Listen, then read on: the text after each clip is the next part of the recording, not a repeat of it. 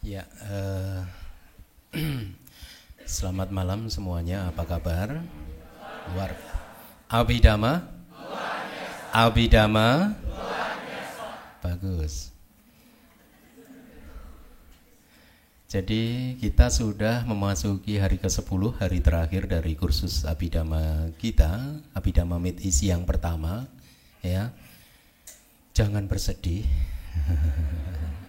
Karena nanti masih ada Abhidhamma Mid isi kedua dan seterusnya. Ya, juga kalau masih ada yang pengen dengerin saya, ceramah saya, nanti di Wihara Pluit Dharma Suka kan mau mengadakan perayaan Katina. Kalau tidak tanggal 5 November ya. Nah, saya akan ceramah di situ. Jadi kita ketemu lagi nanti ya. Ya, ketemu lagi di satu momen yang yang tidak kalah membahagiakannya juga, ya, momen Katina. Itu adalah momen yang sangat penting di mana Anda mempunyai kesempatan untuk menanam benih-benih kebajikan, ya, benih kebajikan kepada sangga, kepada wihara, ya. Jadi juga jangan dilewatkan kesempatan bagus itu, ya, karena di dalam hidup ini kita ini kan harus atau hendaknya senantiasa menambah perbuatan baik, ya. Ya, mana kalau ada kesempatan ya kita manfaatkan. Itu ada kesempatan emas, nanti Wihara Pluit Dharma Suka mengadakan Katina, mari kita ramaikan, datang ke wihara ini. Sekalian juga Anda bisa mendapat kesempatan untuk mendengarkan Dhamma Desana dari Bante Keminda.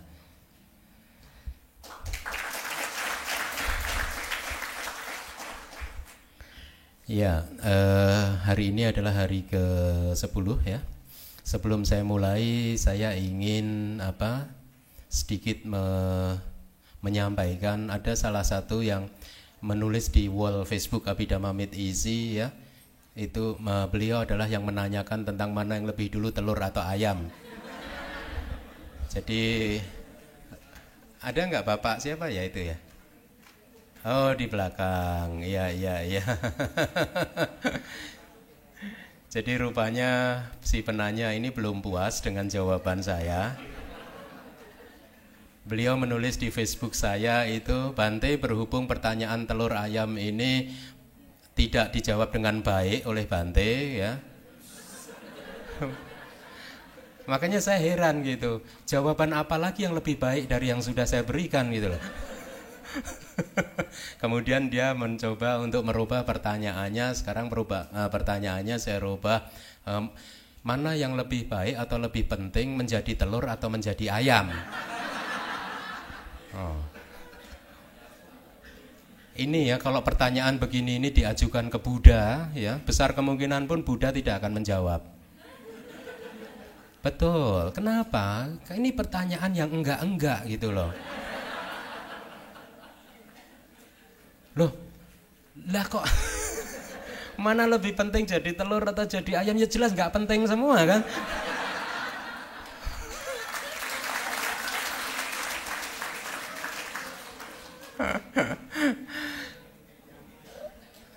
Tujuan kita belajar dan berlatih Dharma itu bukan untuk bertanya untuk hal-hal yang demikian. Apa manfaatnya buat pencerahan Anda? Betul? Ya. Kan pernah di dalam salah satu sutta itu bahkan ada murid Buddha yang menanyakan, apakah alam semesta ini terbatas, mempunyai batas atau tidak terbatas, begitu kan? Ataukah alam semesta ini kekal ataupun tidak kekal, kan begitu?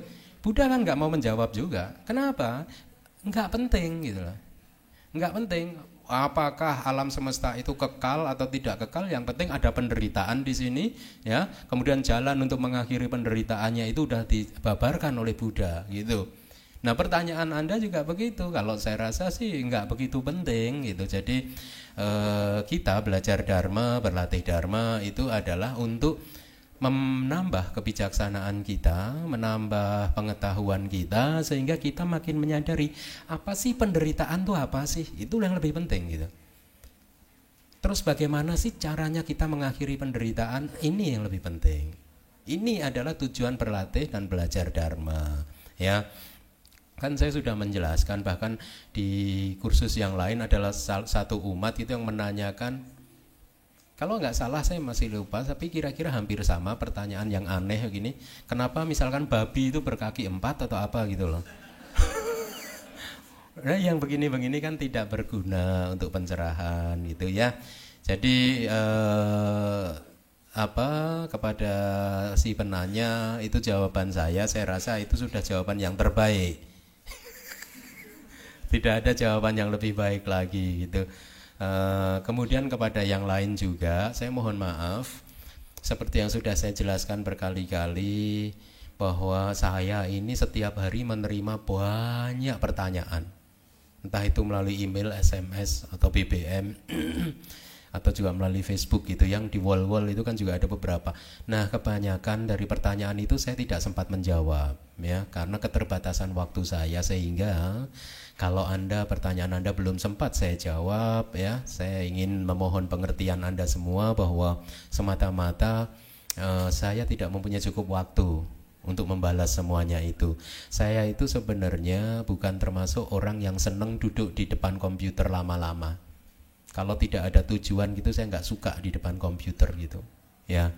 Jadi saya juga itu juga salah satu kesulitan saya gitu, sehingga akhirnya banyak dari pertanyaan-pertanyaan yang saya tidak sempat jawab. Tapi kalau yang penting-penting atau yang saya rasa saya punya waktu mungkin 1-2, misalkan kemarin ada yang bertanya, Bante saya mau menjadi bikuni, tolong Bante bagaimana syarat-syarat menjadi bikuni. Nah itu saya jawab, karena kan beliau pengen jadi bikuni, ini satu usaha yang luar biasa bagusnya, maka saya harus perhatikan yang demikian ini.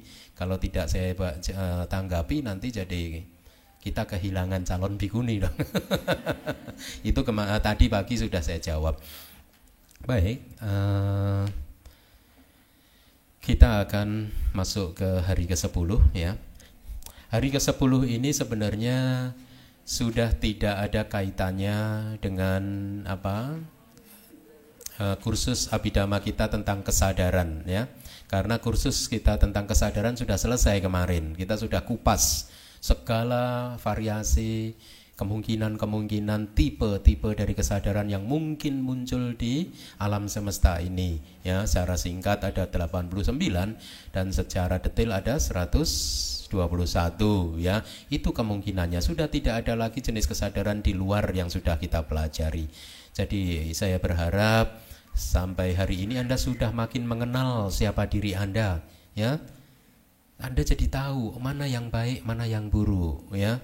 Kan tujuan berlatih dharma ini untuk secara perlahan-lahan kita menekan atau mengurangi perbuatan jahat kita dan menambah perbuatan baik kita. Nah, dengan mengenal tipe-tipe atau jenis-jenis kesadaran tersebut, kita jadi makin tahu mana yang harus kita kurangi dan mana yang harus kita tambah ya.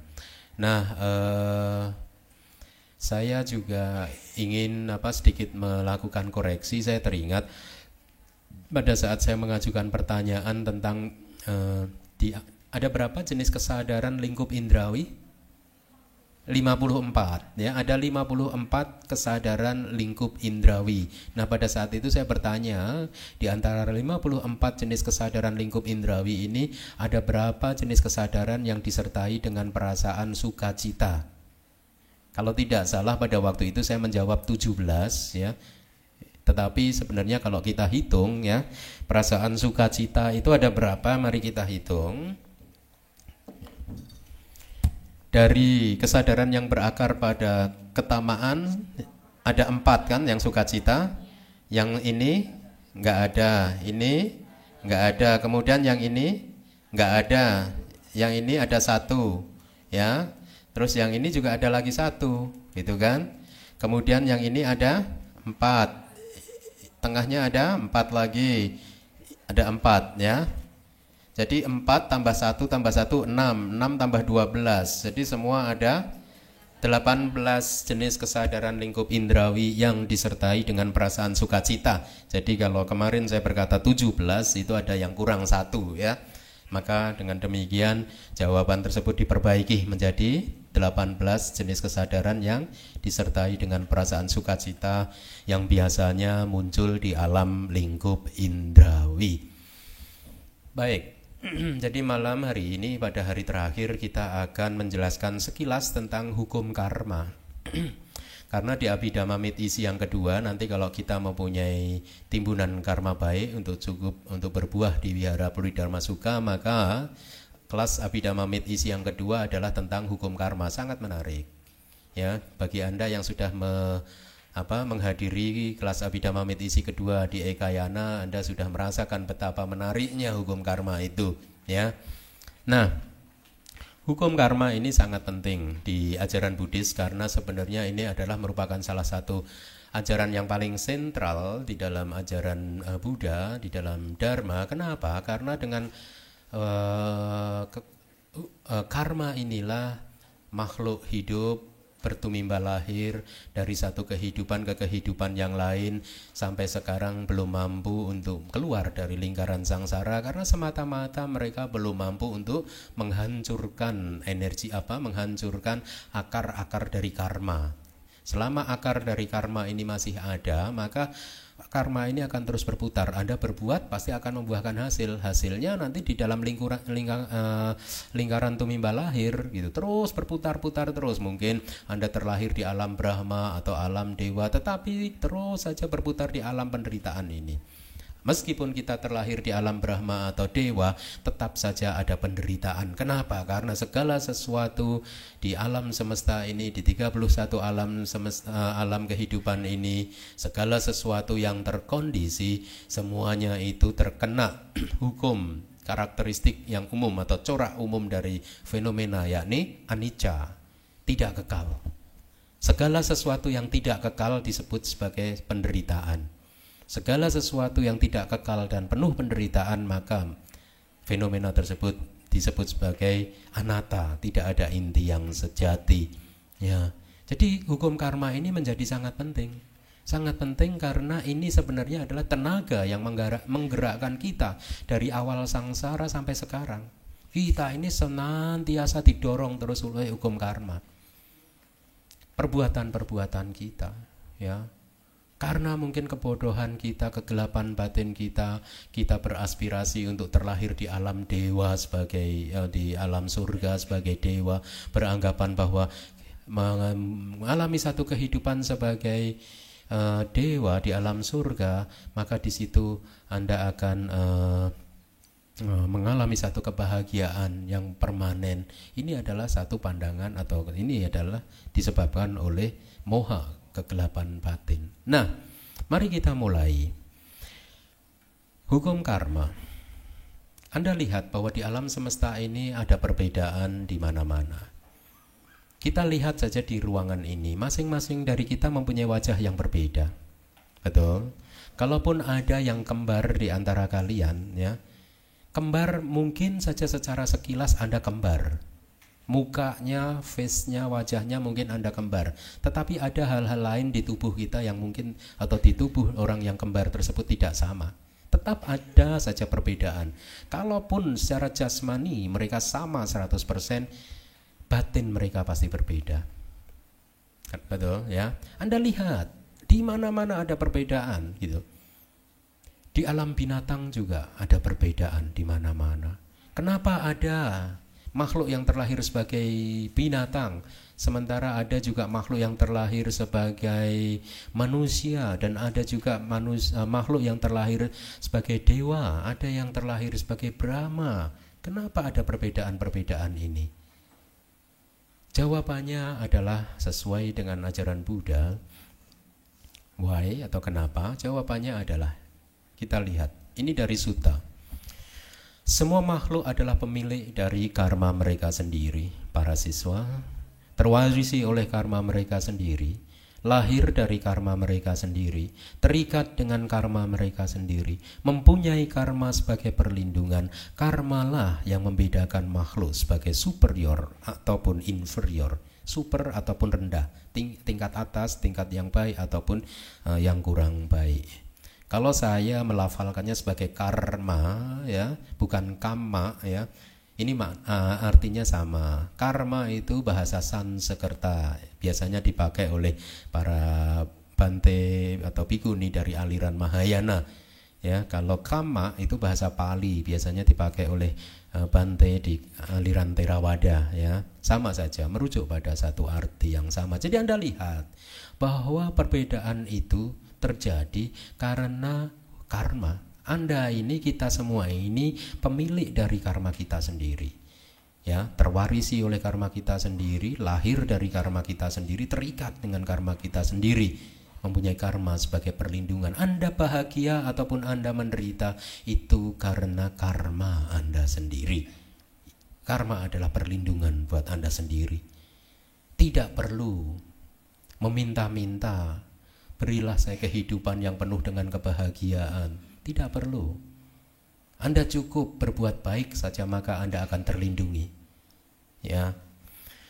Kemudian satu hal lagi di dalam sutta yang ingin saya sampaikan kepada Anda, ya. Di Sawati, para biku, sangsara ini adalah tanpa awal yang dapat ditemukan.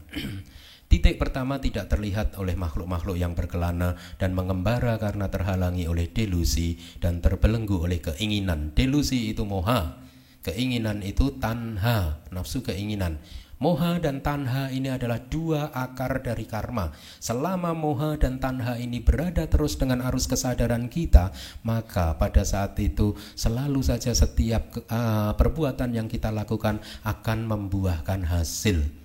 Para arahat, Buddha, Paceka Buddha sudah mencabut akar dari karma, sudah mencabut delusi dan nafsu keinginan, moha dan tanha, sudah tercabut dari batin mereka, sehingga apapun yang mereka lakukan, perbuatan apapun yang mereka kerjakan tidak akan membuahkan hasil.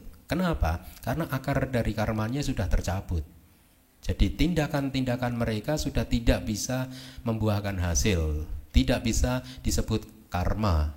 Ya, oleh karena itu jenis kesadaran mereka tidak sama dengan kita. Kalau jenis kesadaran kita itu masih ada yang berguna, tidak berguna, begitu kan? Jenis kesadaran arahat semuanya mempunyai nama yang spesifik khusus, yakni fungsional. Ya, kita sudah belajar itu. Fungsional itu artinya kesadaran tersebut hanya muncul, melakukan tugasnya dan lenyap tanpa meninggalkan jejak atau bekas di arus kesadaran kita. Seperti burung yang terbang di angkasa tinggi sekali, mereka terbang tanpa meninggalkan jejak apapun. Betul. Jadi delusi atau moha dan nafsu keinginan atau tanha disebut sebagai dua akar dari karma. Selama masih berada di dalam batin kita, maka apapun yang kita lakukan, kalau kondisi-kondisi yang tepat itu siap, maka perbuatan kita atau karma kita ini akan membuahkan hasil. Nah, di sini Anda lihat bahwa sangsara ini adalah tanpa awal yang dapat ditemukan. Artinya kehidupan yang sudah kita jalani ini awalnya tidak ditemukan, jauh sekali. Ribuan atau triliunan tahun, berkalpa-kalpa, tidak terhingga. Ya, semakin jelas kalau kita sampaikan lagi salah satu sutanya, ya. Air mata yang telah kalian teteskan ketika kalian berkelana dan mengembara dalam perjalanan panjang ini, menangis dan meratap karena berkumpul dengan yang tidak menyenangkan dan berpisah dari yang menyenangkan. Ini saja adalah lebih banyak daripada air di 4 samudra raya. Jadi Anda bayangkan bahwa air mata yang sudah kita tumpahkan selama kita menjalani kehidupan di sangsara ini, ya, ini saja lebih banyak dari air 4 samudra. Di sutta berikutnya disebutkan, ya, tulang belulang, ya, yang sudah kita, nah kalau tulang belulang kita di kehidupan lampau ini kita kumpulkan, maka ketinggiannya juga akan melebihi ketinggian dari Gunung Meru mungkin, ya. Ya, ini hanya untuk menggambarkan kepada kita bahwa kita ini sudah hidup tidak terhitung jumlahnya, berkali-kali. Kalau sementara dari Anda sudah mampu untuk mengingat kelahiran kembali, mungkin yang Anda mampu ingat kelahiran kembali Anda atau kehidupan masa lampau Anda hanya 1 kehidupan atau 2 kehidupan, atau paling banyak mungkin 3-4 kehidupan. Hanya itu. Tetapi ya, yang tidak kita ketahui, yang kita lupa, itu tidak terhitung jumlahnya. Nah, Sekarang menjadi semakin jelas. Kalau di dalam ajaran Buddha seperti yang sudah saya sampaikan bahwa di dalam satu centikan jari itu miliaran kesadaran muncul lenyap. Artinya apa? Di dalam satu centikan jari gitu ya, mungkin kita ini selama kehidupan kita ini sudah melakukan karma juga tidak terhitung jumlahnya. Jadi kalau Anda bayangkan hanya satu centikan jari aja 1 miliar atau miliaran gitu ya, berapa banyak karma yang sudah kita lakukan selama ini? Tidak terhitung. Artinya apa? Timbunan-timbunan karma kita baik di masa lalu baik itu yang baik, berguna ataupun tidak berguna, itu juga sudah tidak terhitung jumlahnya. Kalau di dalam satu jentikan jari saja sudah miliaran kesadaran, di dalam kesadaran ini ada yang dinamakan formasi-formasi mental. Ya, formasi-formasi mental ini membentuk perilaku kita, ya, membentuk sifat-sifat kita, bahkan membentuk wajah atau tubuh kita, jasmani kita. Jadi tubuh kita ini juga dibentuk oleh salah satunya oleh karma. Ya, Anda yang mungkin di masa lalu kehidupan Anda penuh cinta kasih gitu ya, maka pada kehidupan yang sekarang Anda akan mempunyai wajah yang ganteng, wajah yang cantik, ya. Kalau di kehidupan lampau Anda sering marah-marah, maka di kehidupan sekarang Anda akan mempunyai wajah yang kurang ganteng, kurang cantik, ya.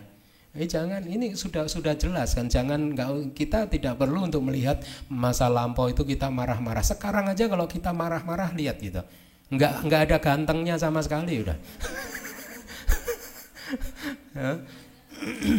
Ya, jadi nanti kalau Anda belajar Abhidhamma ya, disebutkan bahwa materi ini, jasmani ini dibentuk oleh 4 hal. Yang satu adalah karma Anda, itu membentuk jasmani Anda.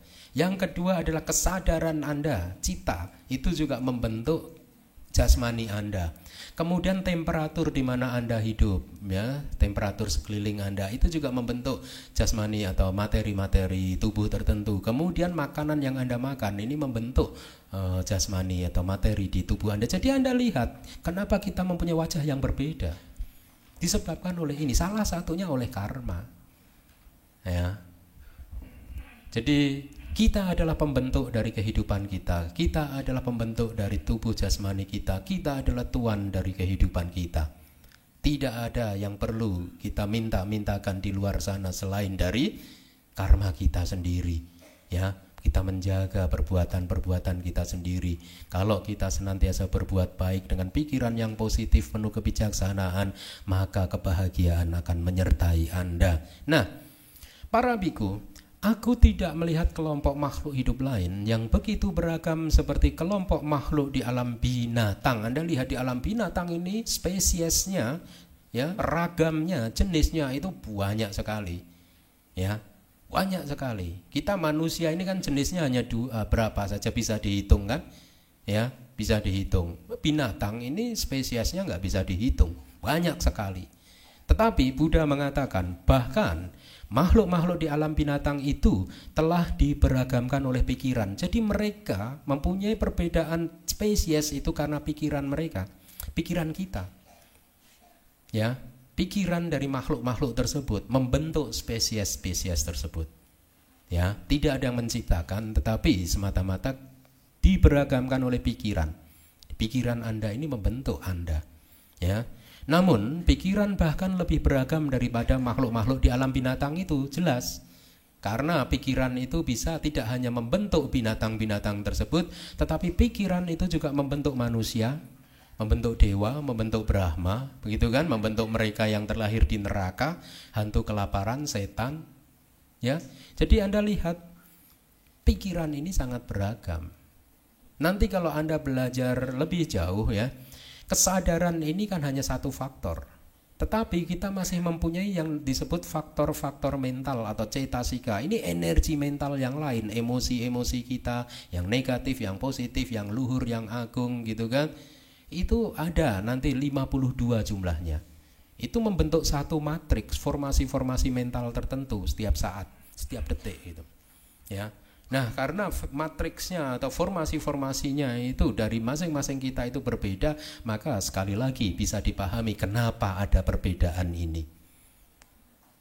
Jadi semuanya ini disebabkan oleh pikiran atau karma kita, apa yang sudah kita perbuat. Nah, berikutnya, karma itu kehendak.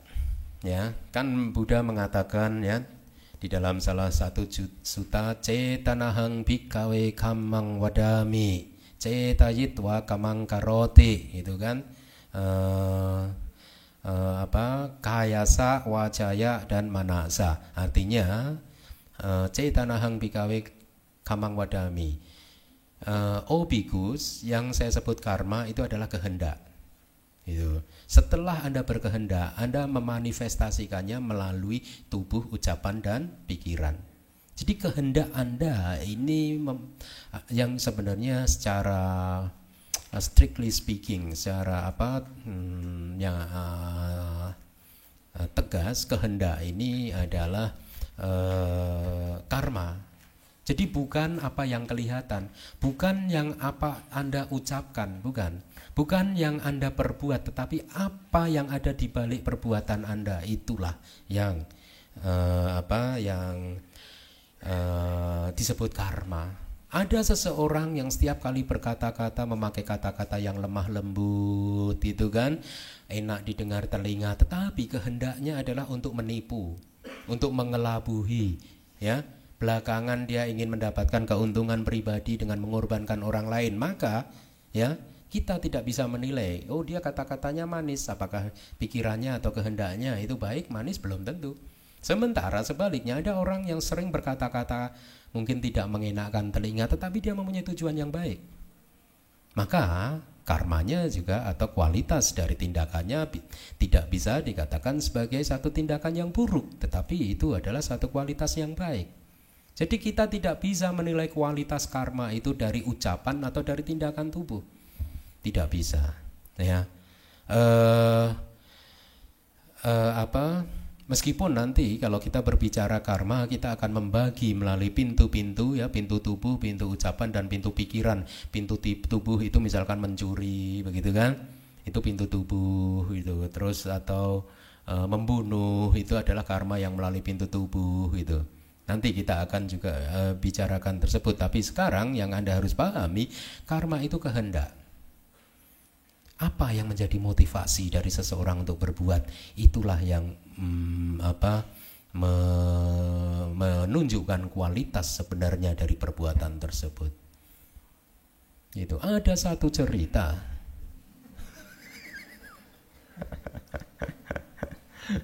Pada suatu hari, ya, seseorang yang baru saja menikah, ya, pasangan muda, ya. Nah, pasangan muda ini, ya, karena masih baru saja menikah, usia masih muda, akhirnya setelah pernikahan mereka memboyongnya, atau sang suami ini memboyong istri barunya ini untuk tinggal di rumah orang tua mereka, gitu, untuk sementara. Jadi si istrinya tinggal bersama papa dan mama mertuanya. Nah, karena untuk merayakan hari bahagia ini, seluruh keluarga besar dari yang mempelai laki-laki merasa berbahagia mendapatkan anggota baru di dalam rumah tangganya. Sekarang ada menantu perempuannya, gitu. Untuk merayakan hari bahagia ini, mereka mengadakan pesta jamuan makan malam untuk menyambut menantu perempuan tersebut menjadi anggota keluarga yang baru di keluarga mereka. Jadi malam itu mereka mengadakan pesta yang sangat meriah.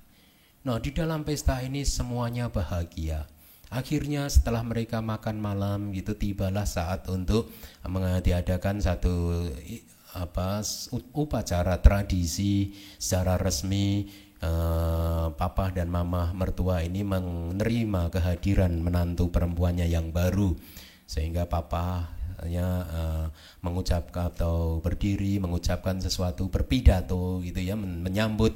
Intinya seluruh keluarga besar berbahagia, bisa menerima atau mempunyai anggota baru yang tidak lain adalah menantu mereka sendiri. Jadi mereka benar-benar mengharapkan bahwa menantu perempuannya ini bisa hidup di rumah mereka, di keluarga besar mereka ini dengan nyaman, ya. Anggap saja ini rumah Anda sendiri gitu, ya, merasa nyaman saja, jangan merasa canggung gitu. Ya, kata-kata yang standar gitu. Nah, setelah papa mertua selesai mengucapkan sepatah dua patah kata, sekarang giliran menantu perempuannya untuk mengucapkan sepatah dua patah kata. Dia juga mengucapkannya bahwa saya sebagai seorang menantu baru di keluarga besar ini, gitu, saya merasa bangga, saya merasa terhormat bahwa keluarga besar mau menerima saya, gitu kan, di lingkup sebagai anak sendiri, ya, menjadi anggota baru dari rumah keluarga besar ini, gitu. Tentunya saya sangat merasa terhormat sekali, gitu. Tetapi sebagai seorang menantu yang baik, gitu ya, saya juga memohon kepada papa mertua, mama mertua, gitu, dan para kakak adik ipar, gitu, juga kepada suami saya sendiri. Jadi jangan sampai kehadiran saya di sini ini memunculkan satu ketidaknyamanan buat Anda semua. Saya tidak ingin bahwa saya di sini nanti hanya akan memunculkan satu konflik-konflik baru. Karena tujuan saya hadir di sini, hidup di sini semata-mata saya hanya ingin menambah kebahagiaan dari papa, mama, mertua dan semuanya. Saya ingin menjadi satu bagian yang bisa memperkuat kebahagiaan Anda semua, papa, mama. Untuk itu papa, mama, ya, saya ingin menyampaikan kepada semuanya bahwa saya tinggal di sini tidak mempunyai keinginan sama sekali, tidak terbersit kepikiran saya, ya, sedetik pun tidak ada keinginan untuk merubah tradisi yang sudah dibangun oleh keluarga besar. Apa yang sudah biasa dibangun sejak lama, pasti setiap keluarga itu mempunyai tradisi-tradisi sendiri. Saya tidak ingin merubahnya. Teruskanlah tradisi-tradisi Anda, papa, mama, mertua. Saya tidak ingin merubah apapun. Apa yang sudah biasa Anda lakukan, teruskanlah. Jangan ada yang berubah hanya gara-gara kehadiran saya. Maksud saya adalah kalau yang biasanya itu sudah terbiasa cuci piring, ya sudah terus.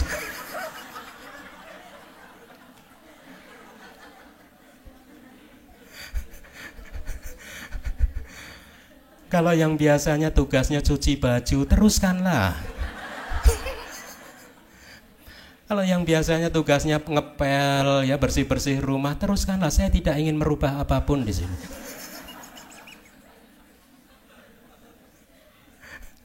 Nah, tugas saya di sini ini semata-mata hanya mengamati suami saya, apakah suami saya melakukan hal yang benar atau tidak.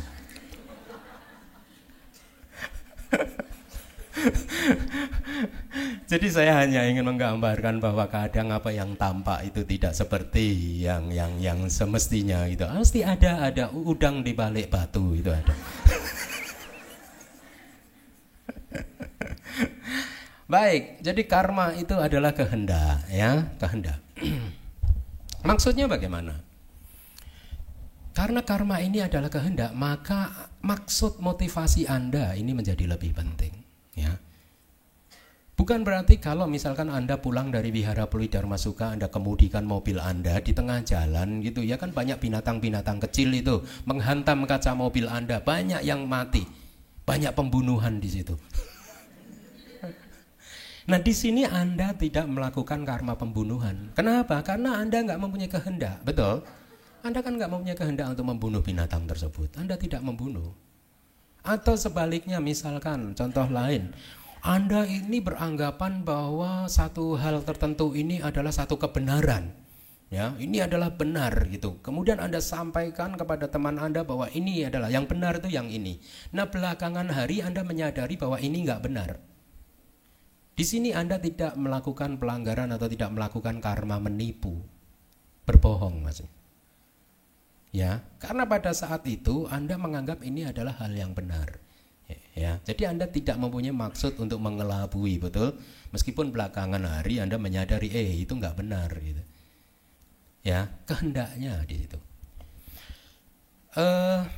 Meskipun kalau kita urai lagi ada bermacam-macam kehendak sih, bukan, ada bermacam syarat, ada 4 atau 5 syarat untuk sesuatu itu bisa disebut karma. Tapi paling tidak kali ini Anda cukup pahami bahwa kehendak itu, motivasi Anda berbuat itu sangat penting. Nah, setelah Anda berkehendak, maka Anda bisa mengekspresikan kehendak ini melalui tindakan tubuh. Atau katakanlah seseorang ini berkeinginan untuk membunuh nyamuk, katakanlah. Sebelumnya pasti secara sekilas atau cepat sekali ada kehendak untuk menghabisi nyamuk tersebut. Ya. Setelah kehendak itu ada, kemudian kehendak ini bermanifestasi atau terekspresikan melalui tindakan tubuh membunuh. Ya. Jadi kehendak itu bisa termanifestasikan pertama melalui tindakan tubuh, yang kedua adalah melalui ucapan. Anda ingin mengelabui orang, akhirnya Anda berbohong. Ya. Anda tidak menyatakan apa yang sebenarnya. Anda tahu bahwa sebenarnya ini adalah A, katakanlah, tetapi Anda mencoba untuk mengelabuinya. Dan Anda mengekspresikan kehendak Anda ini melalui ucapan dengan harapan orang tersebut tertipu atau terkelabui. Ya, maka kehendak itu termanifestasikan melalui ucapan. Yang ketiga, kehendak itu termanifestasikan melalui pikiran. Ya. Ini adalah bentuk-bentuk kehendak yang tidak dikeluarkan lewat tindakan tubuh dan ucapan. Anda mempunyai keinginan jahat, saya benci sama orang tersebut gitu ya. Wah, mudah-mudahan aja orang tersebut kena celaka deh. Ini udah karma pikiran yang buruk. Ya. Jadi kehendak itu ya yang melalui pintu pikiran tidak terekspresikan melalui tindakan tubuh dan ucapan, tetapi semata-mata bergerak di pikiran kita. Nah, tubuh, ucapan, dan pikiran ini juga disebut sebagai pintu-pintu karma. Pintu di mana karma ini keluar mengekspresikan diri, kehendak ini keluar mengekspresikan diri, sehingga terjadilah tindakan-tindakan tertentu. Kemudian efek dari karma. Ya, kita ini kan di dalam ajaran Buddha ya, semuanya itu ada sebab akibatnya, kondisi-kondisi tertentu akan membuahkan hasil atau efek akibat tertentu. Paling tidak ada 2 efek dari karma. Yang pertama adalah secara psikologis, secara kejiwaan. Efek dari karma yang berkaitan dengan kejiwaan ini bagaimana? Ciri dasar dari karma adalah pada saat Anda melakukan sesuatu, karma apapun, untuk pertama kalinya, maka karma tersebut mempunyai kecenderungan untuk terulang lagi. Dia mempunyai kecenderungan untuk muncul lagi. Sehingga makin lama akan makin sering muncul lagi, makin sering muncul lagi. Nah, pada saat karma tersebut sering muncul gitu, akan membentuk satu kebiasaan yang baru di dalam arus kesadaran Anda. Sebenarnya pada saat Anda melakukan sesuatu untuk pertama kalinya, maka hal tersebut adalah memulai atau menandai kebiasaan yang baru dari batin Anda. Batin Anda akhirnya akan mempunyai kebiasaan yang baru. Satu saat dia akan terulang lagi, sehingga akhirnya menjadi kebiasaan Anda, sehingga kemudian lama-lama akan menjadi sifat dasar Anda. Jadi karakter Anda. Ya. Satu tindakan karma itu mempunyai kecenderungan untuk terulang lagi. Setelah terulang beberapa kali akan menjadi kebiasaan Anda, sehingga akhirnya akan menjadi sifat atau karakter Anda. Ya. Ini adalah efek dari karma secara psikologis. Artinya apa? Kalau di dalam kehidupan Anda, ya, Anda meluapkan atau mengikuti arus kesadaran yang berakar pada ketamaan, keserakahan, ya, maka secara perlahan atau pasti tindakan Anda ini akan membentuk karakter Anda sebagai seseorang yang serakah. Karena akan terulang lagi. Kali ini kita tertarik pada laptop ini, tetapi ketertarikan ini, keserakahan ini, ya, nanti lain hari akan mencari objeknya yang lain lagi. Tidak lagi laptop, tapi mungkin mobil. Setelah itu dia akan mencari lagi ketertarikan kepada hal yang lain. Sehingga secara perlahan akan membentuk karakter kita menjadi seseorang yang bersifat serakah. Sebaliknya, kalau secara karma Anda melakukan katakanlah kebencian, kemarahan gitu ya. Kemarahan ini akan menggumpal, makin lama akan makin terulang terus sehingga membentuk karakter Anda, sehingga makin lama Anda akan dikenal kawan Anda sebagai seseorang yang mempunyai karakter pemarah. Sebaliknya, kalau Anda pada satu titik Anda menahan diri, Anda tahu, waduh ini nggak baik ini untuk untuk meneruskan sifat serakah saya harus menahan diri. Nah, pada saat Anda menahan diri dari keserakahan ini, Anda kembali membentuk tendensi atau kecenderungan batin yang baru.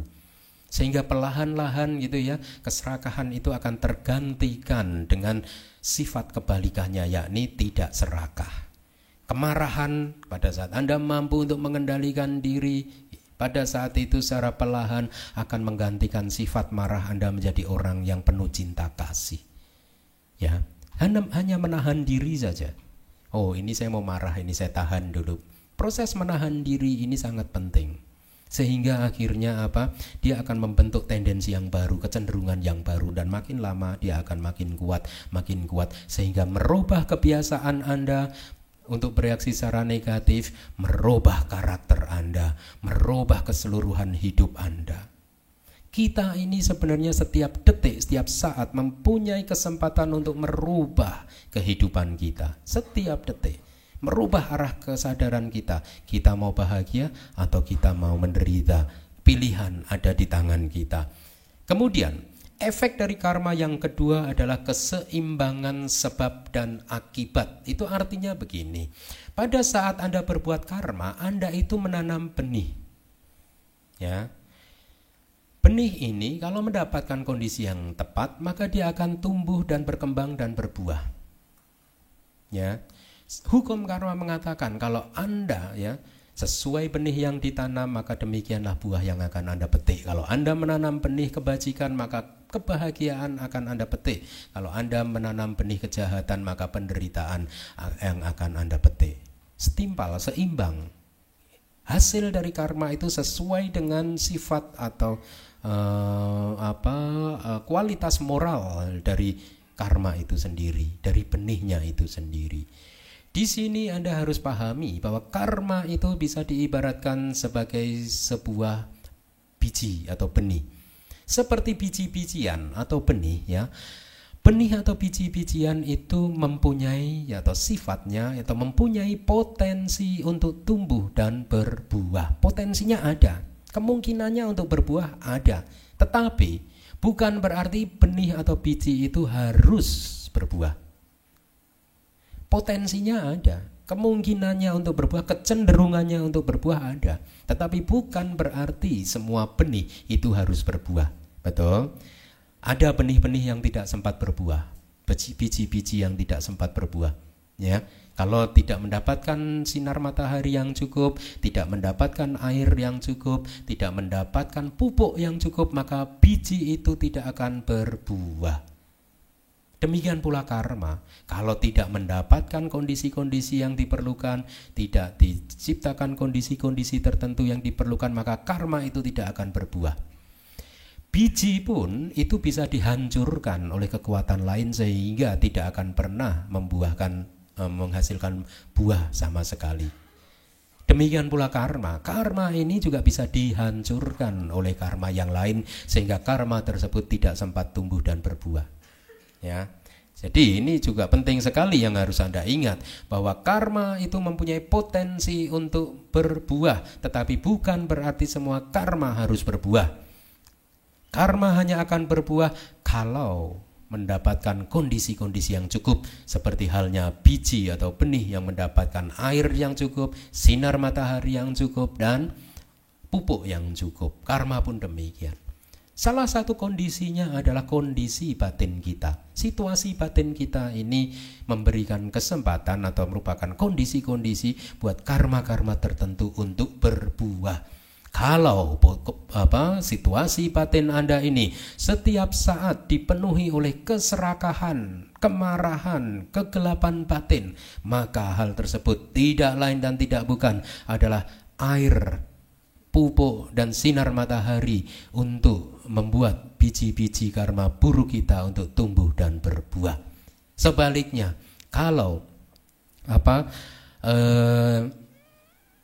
batin kita, pikiran kita senantiasa dipenuhi oleh pikiran-pikiran positif, kualitas-kualitas yang positif, penuh kedermawanan, penuh ketidakmelekatan, banyak berdana, gitu kan, banyak melakukan satu kebajikan-kebajikan, kemudian membangkitkan satu kualitas batin yang dipenuhi oleh cinta kasih terhadap semua makhluk, kewelas asihan terhadap semua makhluk, membangkitkan batin yang dipenuhi oleh kebijaksanaan di dalam tindakan-tindakan kita, maka kualitas batin yang demikian ini akan mengkondisikan karma-karma baik di masa lalu untuk tumbuh dan berbuah.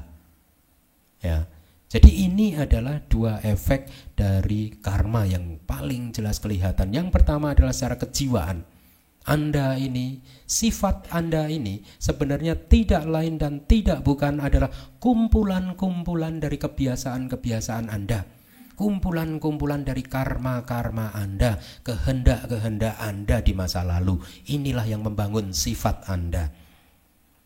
Kalau saat ini Anda adalah mempunyai sifat yang bijaksana, hal ini disebabkan karena di masa lalu Anda senantiasa atau banyak sekali melakukan satu kebajikan atau bereaksi terhadap permasalahan-permasalahan kehidupan dengan memakai kebijaksanaan Anda. Sebaliknya, kalau saat ini Anda ini adalah manusia atau makhluk yang sering marah, mempunyai sifat pemarah, hal ini terjadi tidak lain dan tidak bukan karena Anda terbiasa marah di masa lalu. Jadi jiwa, sifat Anda, karakter Anda tidak lain dan tidak bukan adalah kumpulan dari kehendak-kehendak Anda, kumpulan dari perbuatan-perbuatan Anda, sehingga akhirnya membentuk kepribadian Anda yang saat ini. Apakah hal ini tidak bisa dirubah, Bante? Bisa. Tidak perlu menunggu sampai kehidupan besok. Kalau Anda ingin merubah sifat tersebut, Anda lakukan latihan Buddhis yang sudah diberikan oleh guru agung kita, maka secara perlahan tapi pasti Anda akan berubah menjadi manusia yang berbeda. Ya. Nah, berikutnya, karma ini seperti yang sudah saya katakan diibaratkan seperti sebuah biji, memerlukan kondisi-kondisi untuk berbuah. Salah satunya adalah kondisi batin Anda, seperti yang sudah saya uraikan, ya. Kemudian karma itu bisa memberikan hasil di beberapa waktu yang berbeda. Artinya begini, Anda berbuat karma sekarang di kehidupan saat ini, ya. Karma tersebut mempunyai kemungkinan akan berbuah di kehidupan saat ini juga. Ya, jenis karma yang harus berbuah di kehidupan yang sama dengan yang pada saat karma itu diperbuat. Kalau karma tersebut tidak berbuah di kehidupan saat ini, setelah Anda bertumimba lahir, maka karma tersebut menjadi tidak berfungsi lagi, tidak akan membuahkan hasil lagi. Tetapi ada juga karma yang membuahkan hasil di kehidupan setelah yang ini. Katakanlah sekarang ini kehidupan pertama, maka setelah ini jadi kehidupan yang kedua. Jadi Anda berbuat karma di kehidupan pertama ini, sekarang ini, buahnya hanya akan bisa dipetik di kehidupan kedua setelah ini. Kalau di kehidupan yang kedua, karma tersebut tidak mendapatkan kesempatan untuk berbuah, maka karma tersebut menjadi ahosi, tidak berfungsi lagi, tidak membuahkan hasil, lenyap. Tetapi ada juga karma yang membuahkan hasil dimulai pada kehidupan yang ketiga. Jadi setelah yang kedua itu, seterusnya selama kita berada di sangsara, tidak terhingga, akan terus-menerus mengikuti kita. Nah, karma yang demikian ini sangat mempunyai kekuatan yang sangat luar biasa, karena akan terus mengikuti kita selama kita berada di dalam lingkaran tumimba lahir. Karma yang demikian ini hanya akan menjadi ahosi atau tidak berbuah pada saat Anda parinibbana, mencapai tingkat kesucian arahat dan masuk atau parinibbana. Jadi Anda lihat bahwa karma itu mempunyai kekuatannya masing-masing. Ada yang membuahkan hasil kehidupan sekarang, ada yang hanya berbuah di kehidupan kedua atau ketiga dan seterusnya. Dengan demikian Anda bisa memahami kenapa di dunia ini seperti Anda lihat di layar ada orang baik yang hidup penuh penderitaan. Nah, di kehidupan yang sekarang kan Anda banyak melihat kan, ini orang kayaknya orangnya baik sekali, tetapi kenapa hidupnya tidak beruntung ya? Banyak kan? Kok menderita ya? Anda sekarang bisa menyadari orang baik tersebut yang menderita, hal ini terjadi karena disebabkan timbunan karma baik dia di masa lalu belum berbuah. Tetapi orang yang demikian ini ya, perbuatan baik yang dia lakukan meskipun dia hidup menderita, tapi dia terus melakukan perbuatan baik, perbuatan tersebut cepat atau lambat di masa depan nanti akan membuahkan hasil. Demikian pula sebaliknya, Anda lihat di layar, ada yang orang jahat seumur hidup tapi hidupnya penuh keberuntungan. Ada. Hal ini juga disebabkan karena karma baik dari masa lalu berbuah. Karma jahat yang dia perbuat di kehidupan yang sekarang belum berbuah, tetapi cepat atau lambat orang ini akan memetik buah kejahatannya sendiri. Ya. Jadi dengan mengetahui ajaran-ajaran Dharma yang demikian, kita tidak gampang atau paling tidak manfaat yang nyata, kita tidak gampang lagi menghakimi orang. Wah, ini orang jahat amat sih gitu. Emang kamu gak pernah berbuat jahat? Banyak, cuman sekarang aja belum berbuah gitu kan. Ini orang menderita banget sih itu. Satu saat kita pun nanti akan menderita kalau kita tidak menjaga, merawat timbunan karma-karma baik kita. Oleh karena itu, bagaimana supaya kita senantiasa bisa menjadi manusia yang beruntung? Terus menerus sucikan pikiran Anda, bersihkan pikiran Anda, perbanyak perbuatan baik, karena hanya dengan demikianlah Anda hanya akan mengkondisikan karma-karma baik tersebut untuk berbuah. Ya. Kemudian bagaimana membedakan karma berguna dan tidak berguna? Karma baik dan tidak baik. Paling tidak ada dua. Yang pertama adalah kehendak. Anda lihat kehendaknya. Kehendaknya baik atau tidak? Kehendaknya mau merugikan orang lain atau tidak? Ya, kalau kehendak tersebut bertujuan untuk merugikan orang lain gitu ya, seperti kata Buddha, kalau Anda berbuat sesuatu kita harus merenungkannya. Kalau itu merugikan kita sendiri atau merugikan orang lain atau merugikan dua-duanya, maka jangan lakukan itu, karena hal ini adalah tidak baik. Tetapi sebaliknya, kalau Anda mau berbuat sesuatu, Anda renungkan bahwa perbuatan ini akan membawa kebaikan buat Anda atau kebaikan buat orang lain atau kebaikan buat keduanya, maka lakukanlah hal tersebut, karena itu adalah kebajikan, perbuatan baik. Nah, kita bisa mengerti kualitas karma itu dari kehendaknya. Kehendaknya apa nih? Baik atau tidak? Ya. Kemudian kita bisa mengerti kualitas karma itu paling tidak dari akarnya. Akarnya, kita sudah belajar tentang akar. Ada berapa akar? 6. Loba, dosa, moha. Aloba, dosa, moha. Ketamaan atau keserakahan, kebencian, delusi atau kegelapan batin. Kemudian akar yang baik adalah tanpa keserakahan atau tanpa ketamaan, tanpa kebencian dan tanpa delusi atau kebijaksanaan. Nah, kalau Anda melakukan sesuatu muncul dari akar-akar yang buruk, loba, dosa, moha, maka karma Anda adalah karma buruk. Sebaliknya, kalau Anda melakukan sesuatu, batin Anda bersih, kesadaran yang muncul berasal dari akar-akar yang baik, ya, tanpa keserakahan atau tanpa kebencian atau tanpa delusi atau kebijaksanaan, maka karma Anda adalah karma baik. Jadi itu adalah cara untuk mengerti atau mengetahui bagaimana sih sebenarnya karma kita ini baik atau buruk. Kemudian,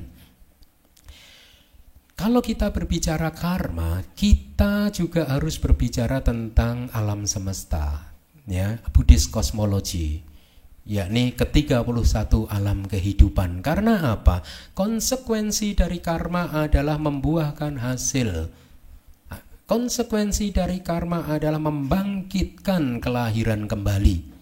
Kita masih terdampar di samudra sangsara ini karena karma kita. Jadi konsekuensi dari karma adalah membangkitkan kelahiran kembali. Kelahiran kembali menurut ajaran Buddhis, ya, alam-alam semesta ini ada 31 alam kehidupan di mana karma-karma kita ini bisa berbuah. Kita sudah belajar tentang 31 alam kehidupan, betul? Ada berapa alam lingkup indrawi? 11, 4 alam menyedihkan, kelima alam manusia, dan 6 alam dewa, atau alam Brahma materi halus, atau juga alam Brahma non materi. Semuanya ada 31 alam semesta.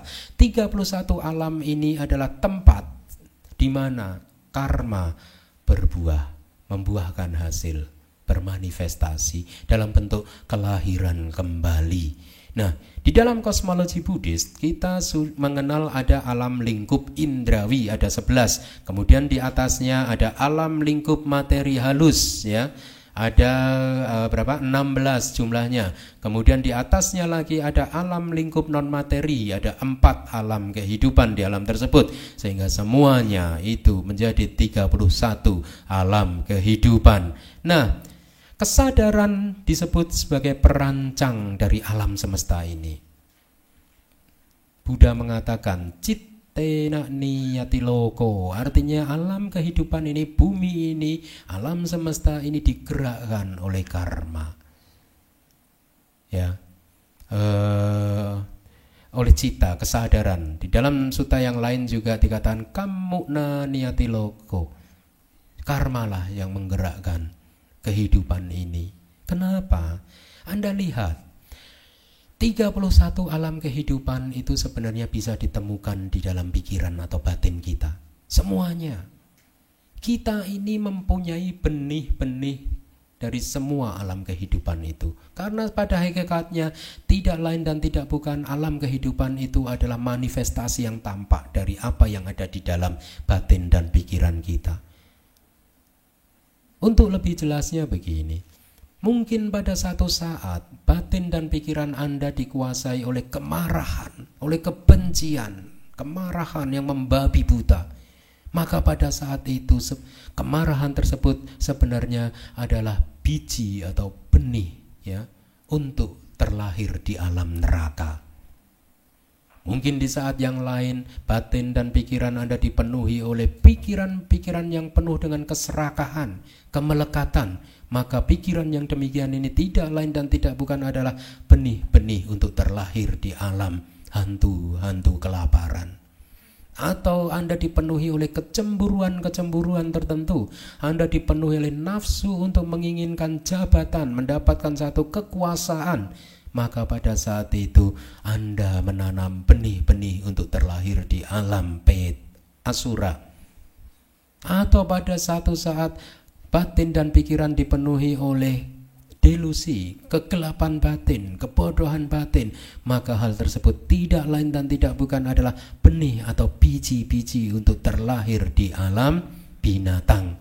Atau pada saat yang lain batin dan pikiran Anda dipenuhi oleh kekuatan cinta kasih, maka pada saat itu Anda menanam benih-benih kehidupan di alam-alam yang penuh kebahagiaan dan seterusnya.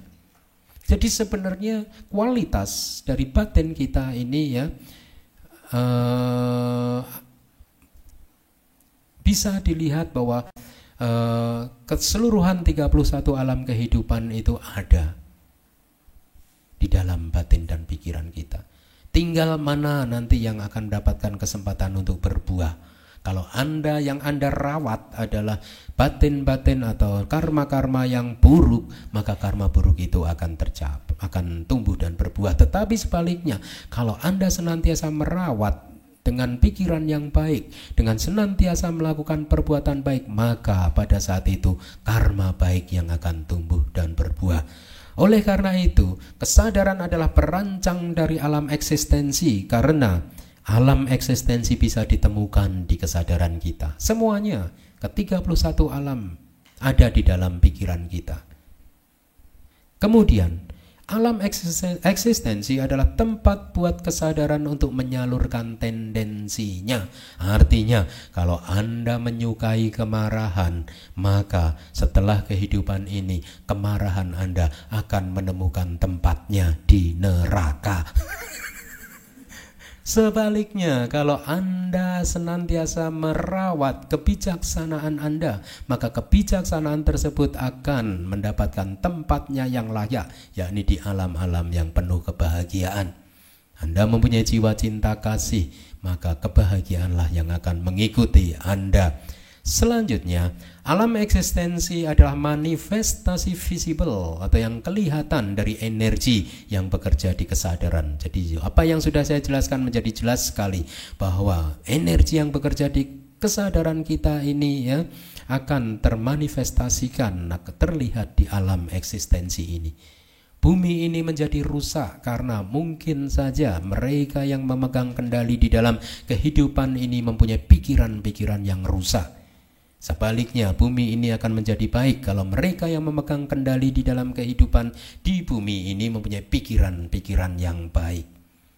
Rumah tangga Anda menjadi baik kalau kesadaran yang Anda bangun adalah jadi jenis kesadaran yang baik. Sebaliknya, rumah tangga itu akan berantakan kalau setiap saat yang Anda salurkan keluar adalah jenis-jenis kesadaran yang tidak baik.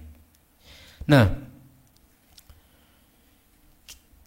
kita sudah berbicara tentang karma. Kadang terkesan sangat mengerikan, ya. Tetapi sebenarnya pada saat Anda menguasai atau mengerti hukum karma dan Anda melatih dharma, tidak ada yang perlu dikhawatirkan. Kita tahu bahwa selama ini kita sudah melakukan kebajikan. Oleh karena itu, kita juga tahu bahwa kebahagiaan pun akan menanti kita. Nah, kita ini bukanlah makhluk tanpa harapan yang terpenjara oleh masa lalu atau oleh karma masa lalu. Waduh Bante, kita ini sudah banyak berbuat karma di masa lalu, terus gimana dong kita bisa lepas dari karma-karma kita? Saya katakan kepada Anda bahwa karma itu bisa dibedakan menjadi dua, yakni karma masa lalu dan karma sekarang. Karma Anda yang sekarang inilah yang lebih penting. Jadi inilah karma Anda yang sekarang ini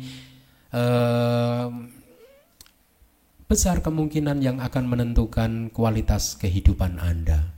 Bagaimana Anda bereaksi terhadap permasalahan-permasalahan kehidupan pada saat ini. Reaksi-reaksi Anda pada saat ini adalah karma-karma Anda pada saat ini, ya.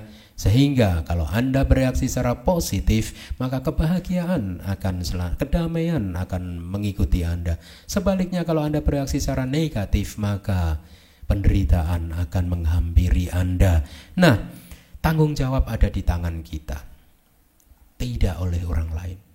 Apapun yang Anda alami di dunia ini, semuanya itu karena Anda sendiri yang berbuat. Oleh karena itu sudah tidak sepantasnya kita menyalahkan orang lain. Kalau ada orang lain yang berteriak-teriak kepada Anda, lu cia cuy beo cokang, maka Anda tahu bahwa Anda sedang memetik buah karma buruk Anda. Apapun, kalau Anda melihat objek-objek yang tidak baik, Anda tahu bahwa saat ini Anda sedang memetik buah karma buruk Anda. Kalau Anda sedang melihat objek-objek yang baik, maka Anda tahu bahwa saat ini Anda sedang memetik buah-buah karma baik Anda. Jadi tanggung jawab itu ada di tangan kita. Kita adalah tuan dari kehidupan kita.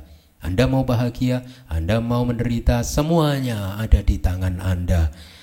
Kehendak hanya ada di masa kini. Jadi masa kini ini sangat penting. Karma masa lalu itu sudah terjadi, ya sudah. Mereka memang mempunyai potensi, kemungkinan untuk berbuah. Tetapi buat karma tersebut untuk berbuah sangat diperlukan kondisi-kondisi saat ini. Seperti yang sudah saya jelaskan, perbuatan Anda saat ini lebih penting. Ya, perbuatan Anda saat ini akan mengkondisikan karma-karma tertentu untuk tumbuh dan berbuah. Memang benar, ada sebagian karma yang sangat berat, ya. Tipe karma yang sangat berat sekali. Jadi apapun yang Anda lakukan, meskipun Anda sudah berbuat baik ya seumur hidup, tetapi karena ada karma yang berat sekali, karma buruk yang berat, akhirnya akan berbuah dan memunculkan kesusahan, kesulitan hidup, penderitaan di dalam kehidupan Anda. Benar, iya, ada jenis-jenis karma yang sifatnya sangat berat tersebut. Artinya apa? Tidak terpengaruh oleh apapun yang Anda berbuat dia tetap akan berbuah. Tetapi jenis-jenis karma yang demikian ini sangat sedikit sekali. Sebagian besar dari karma kita ini ditentukan oleh cara hidup kita di saat ini, sekarang ini.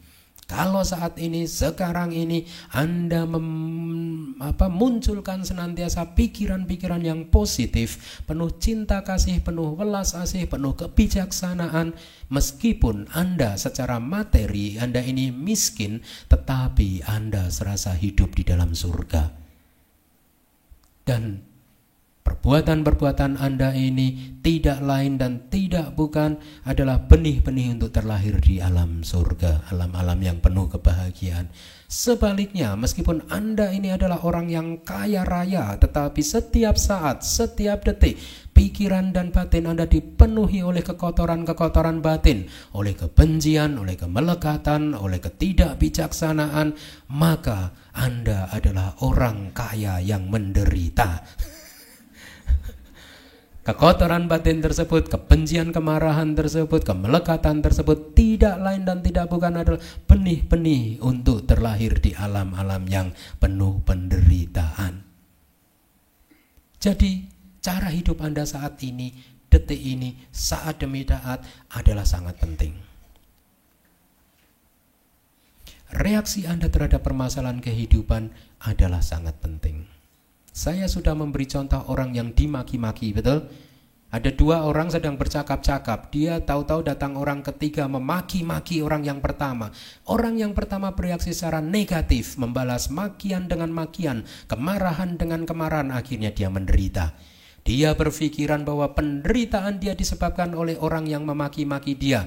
Tetapi ternyata hal itu tidak benar, karena saat kemudian orang tersebut gantian memaki-maki temannya. Tetapi kali ini berhubung temannya adalah seseorang yang bijaksana, maka pada saat dia dimaki-maki, dia tidak membalas makian dengan makian. Dia membalas makian dengan cinta kasih. Anda pasti sangat haus sekali. Sudah mungkin lebih dari 15 menit memaki-maki kami berdua. Oleh karena itu mari kita ke kafetaria di bawah, kita minum-minum sebentar. Jadi Anda tahu, Anda lihat dengan contoh yang sangat sederhana ini bahwa makian orang lain bukan merupakan sumber penderitaan kita. Betul. Bagaimana Anda bereaksi terhadap makian ini? Inilah yang lebih penting. Inilah yang saya katakan bahwa karma Anda saat ini, sekarang ini menjadi lebih penting.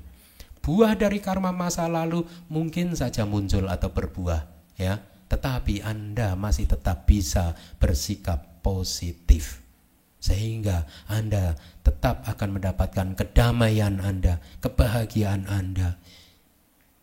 Jangan berpikiran bahwa kebahagiaan hanya akan dicapai pada saat Anda menjadi orang kaya. Banyak orang kaya di Singapura itu, murid-murid saya itu banyak yang menderita.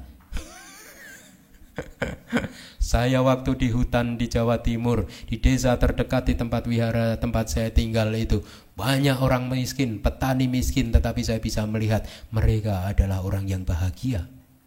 Tidak banyak permasalahan, sangat sederhana, damai, tentram. Ya. Jadi ini sebenarnya tergantung dari bagaimana perilaku, kesadaran batin kita, kecenderungan dari batin kita. Apakah kita bisa menerima keadaan apa adanya? Ya, apakah kita cukup puas dengan apa yang ada, gitu kan? Sehingga pada saat itu kualitas tersebut adalah kualitas yang bisa memberikan kebahagiaan pada diri kita.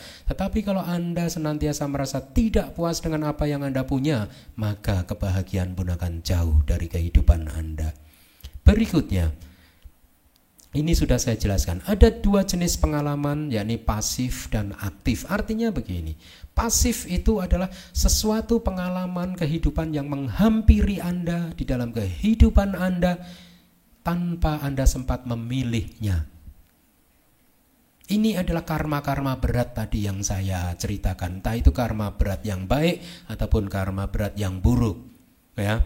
Jadi Anda tidak sempat memilih. Tahu-tahu Anda mengalami sesuatu. Ya. Saya waktu mengajar Abhidhamma Mit Isi di Dharma Bhakti, ya, Itu pada hari kesekian itu ada salah satu umat masih muda, umur mungkin masih 29 atau 30-an tahun gitu ya. Nah dia hari itu, malam itu dia mengantar saya pulang ke wihara.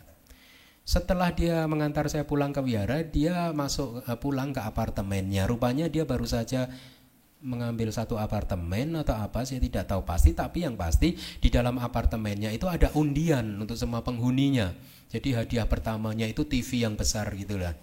Nah, saya kira-kira begitu. Nah, setelah dia mengantar saya ke wihara gitu ya, itu tahu-tahu itu pulang ada undian itu. Sebelum dia naik masuk ke apartemennya, dia ngambil undian itu dari berapa ratus atau mungkin ribuan penghuni itu ya, ada kan? Dia ngambil dapat hadiah yang pertama gitu.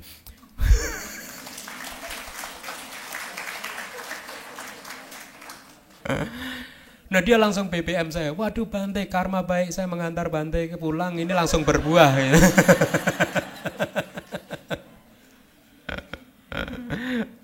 Ya bisa jadi demikian, bisa jadi juga tidak, gitu kan? Itu mungkin karena karma-karma dari masa lalu tiba-tiba muncul tanpa dia kehendaki, gitu. Ya, muncul dengan sendirinya, meskipun dia juga mengambil undian tersebut, tapi sebenarnya kan tinggal mengambil tanpa ada apa-apa. Gitu. Jadi tenaga karma dari masa lalu muncul berbuah. Nah, pengalaman-pengalaman pasif adalah pengalaman-pengalaman yang tahu-tahu datang kepada kita. Kita tidak sempat memilihnya. Kita tidak ada pilihan untuk ini memilih untuk menerima atau apa gitu, tahu-tahu muncul. Tetapi sebenarnya sebagian besar pengalaman kehidupan kita ini muncul karena pilihan-pilihan kita. Kita memilih sebenarnya. Setiap saat Anda lihat di dalam kehidupan Anda selalu memilih. Nah, pilihan ini adalah pilihan yang disertai kebijaksanaan atau tidak gitu. Kita harus menganalisa dengan jernih. Untuk bisa menganalisa dengan jernih apakah pilihan ini disertai kebijaksanaan atau tidak, bagaimana? Ya Anda harus datang ke kelas Abhidhamma Made Easy.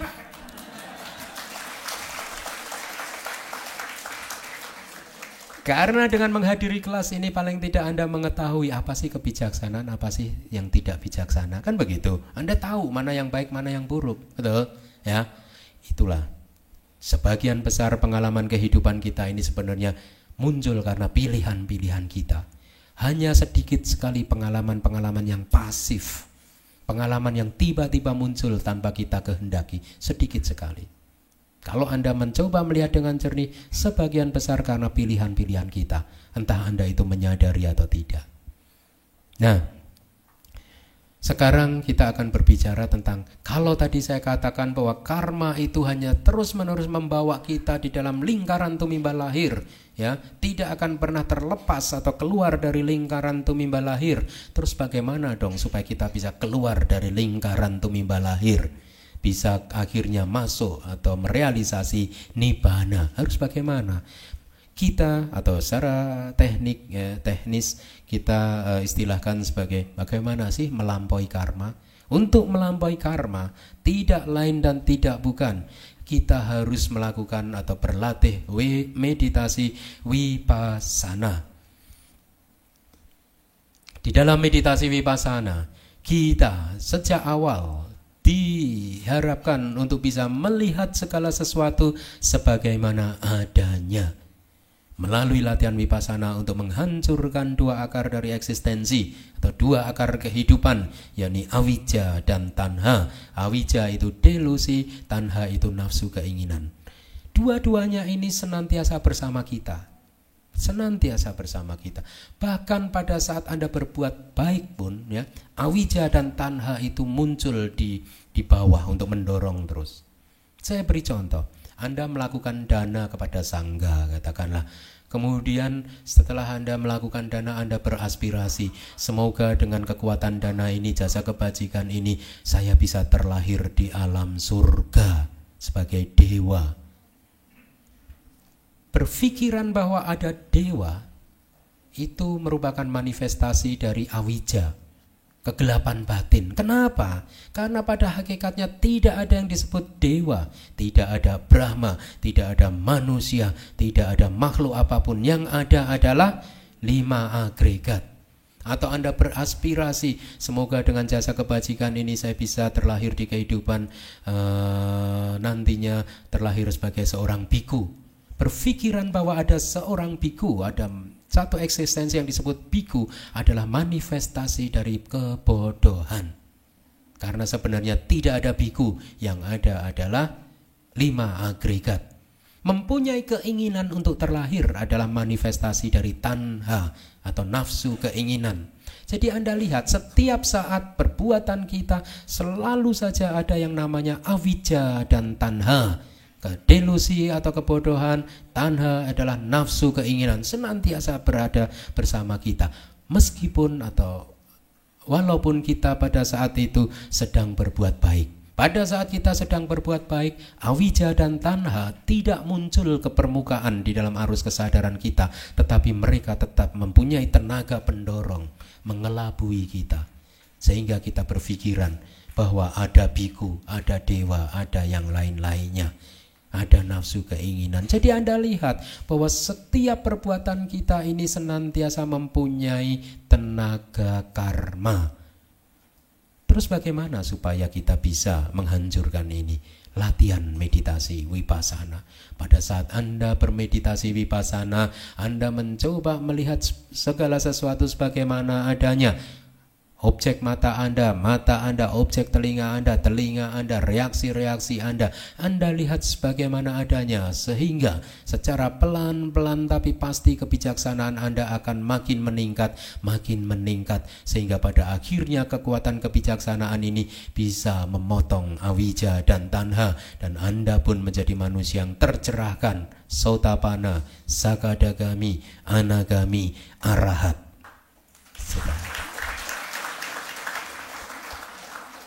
Pada saat Anda mencapai tingkat kesucian arahat, maka pada saat itu seluruh avijja dan tanha tercabut dari kesadaran Anda, sehingga tidak akan pernah muncul lagi di masa depan. Sejak saat itu pula kualitas kesadaran seorang arahat berbeda dari kualitas kesadaran yang lain. Kualitas kesadaran seorang arahat disebut fungsional, muncul untuk melakukan fungsi-fungsi tertentu kemudian lenyap sama sekali tanpa meninggalkan jejak, ya, tanpa meninggalkan potensi-potensi karma, tidak akan membuahkan hasil. Seperti seekor burung yang terbang menembus angkasa, dia sama sekali tidak meninggalkan jejak sama sekali. Demikianlah latihan yang harus kita lakukan untuk bisa melampaui karma, sehingga kita semua segera bisa terbebaskan dari sangsara. Semoga Anda semua bisa terbebaskan dari sangsara. Semoga Anda semua bisa terbebaskan dari sangsara. Semoga Anda semua bisa terbebaskan dari sangsara. Sadhu, sadhu.